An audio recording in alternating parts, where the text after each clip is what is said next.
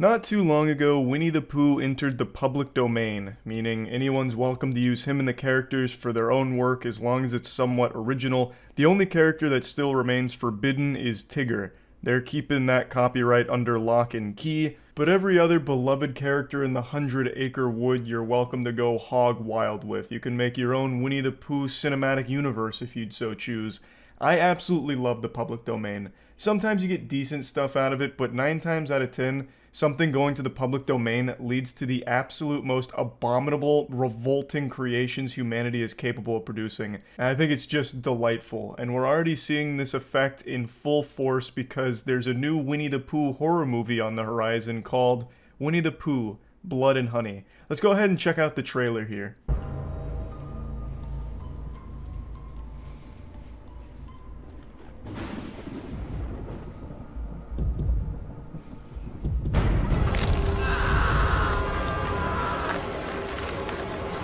The plot, I think, is outstanding. Seems like something that'd be written by Stephen King himself. Christopher Robin has abandoned Pooh and the gang, and they're upset. So now they're coming for skulls. They've gone rabid. So one thing you'll probably immediately pick up on is the budget looks like it was $40. That's kind of standard for works that use public domain for some reason. You never really see huge budget works that borrow from the public domain, at least not as like the core focus. But that doesn't matter. You see, there's always a certain charm to these things. We need to go. Laura's dead.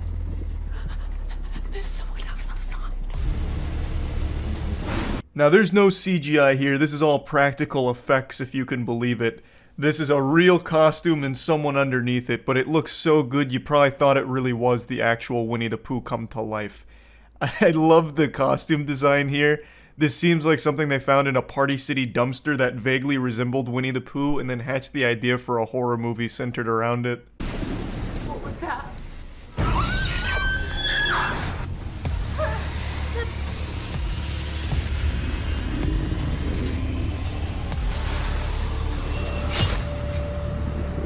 Winnie the Pooh out here looking like the original Sonic the Hedgehog design from the movie. It actually kind of reminds me of the SpongeBob porn parody, SpongeNob Square Nuts. Now, you know me, I'm a real positive Patty, so I don't like to be the one to nitpick things, but if I was to critique this masterpiece here, I would say that my biggest problem with it is that it doesn't really look like Winnie the Pooh and the crew hunting down and murdering people. It just seems like people found things that vaguely resembled Winnie the Pooh's team, and they're dressing up in costume and killing people at the house. So it loses the effect of Winnie the Pooh, like the actual Pooh Bear, killing people, and just becomes like, oh, it's someone dressing up like him. So it's not as cool, I don't think. It probably would have been better if they just did shitty CGI or even like hand puppets. You know, that could be kind of wild. Claymation, even. But just having like regular looking like human bodies with a Winnie the Pooh mask, it's not really the same thing as like Winnie the Pooh's no longer addicted to honey. Now he's addicted to blood and cum, you know? It loses all of that mystique. I realize I'm not doing a great job of explaining what I mean. I just sound like someone that believes Winnie the Pooh is real. What I'm trying to say is all they're using is a mask, right? Like, the body is still very human-like. Like, they just have normal clothes on. Like, Piglet's wearing a fucking trench coat, you know? He just looks like some edgelord from a video game, but he has a pig mask on. You know, nothing tells me that that's Piglet.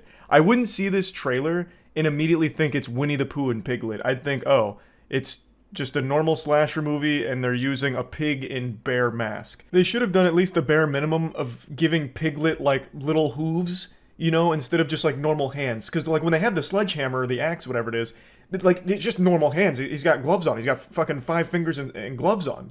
You know, instead of, like, little piggy stuff. You know, little piggy appendages. So, again, it just feels like it's normal people and wearing masks. It doesn't feel like it's fucking Winnie the Pooh's team, you know, that's come together to purge. And I feel like that's what they should have gone for. Be friends, why are you doing this, please? I would have never left, I swear.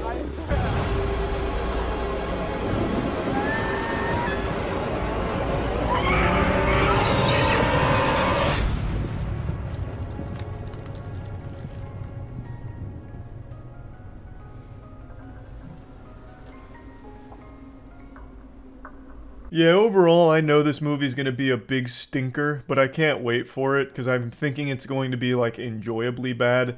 It looks like it's made with a high level of self-awareness that they know that it's fucking stupid, but they're fully embracing it, so I can respect that.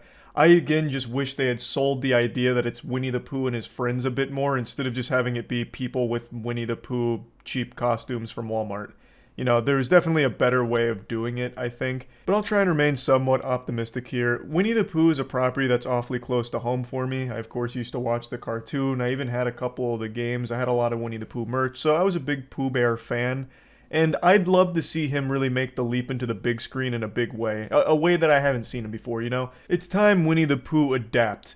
Maybe they make this a really deep plot, like something really interesting, a compelling narrative where they ran out of honey in the 100-Acre Wood, and honey was the only thing that, like, calmed the mind of Pooh. Like, Pooh entered the 100-Acre Wood as a serial killer, piling up mangled corpses for years, like one of the biggest war criminals this planet's ever seen. But once he found that special honey in the 100-Acre Wood, it calmed him down, you know, simmered him down, and, you know, he became a really nice guy. But now that they're out of honey, he's gone back to those primal instincts, and he's back killing again. There's really just a lot they could do here. Maybe Christopher Robin revisit the 100-Acre Woods after Winnie the Pooh's killed his wife and his friends at the house, and he's trying to figure out, how do I beat this manic, fucking bloodthirsty demon?